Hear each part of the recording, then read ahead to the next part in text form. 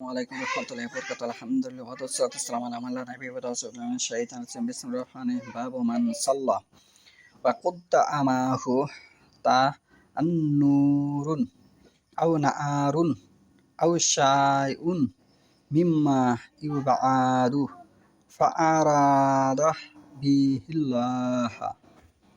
আজকের বক্তব্যের বিষয় হলো চুলা, আগুন বা এমন কোনো বস্তু যার উপাসনা করা হয় তা সামনে রেখে কেবল আল্লাহর সন্তুষ্টি হাসিল করার উদ্দেশ্যে সালাত আদায় করা। সে সম্পর্কে আমি হাদিসটা সহিহ বুখারী প্রথম খণ্ড পর্ব ৪ অধ্যায় ৫১।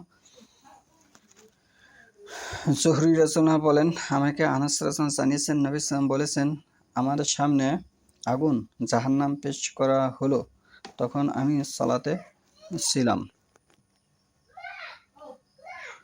আনাস ইবনু মালিক কালা নবী সাল্লাল্লাহু উরিজাত আলাইয়া নাআরু ওয়া আনা উসাল্লি, আমি সালাত অবস্থায় ছিলাম।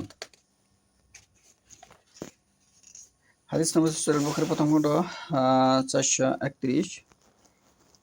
আব্দুল্লাহ ইবনু আব্বাস রাদিয়াল্লাহু হতে বর্ণিত, তিনি বলেন, একবার সূর্যগ্রহণ হলো, তখন আল্লাহ রাসূল সালাত আদায় করলেন, অতঃপর বললেন, আমাকে জাহান্নাম দেখানো হয়েছে। আজকের মতো ভয়াবহ দৃশ্য ইতিপূর্বে কখনো দেখিনি।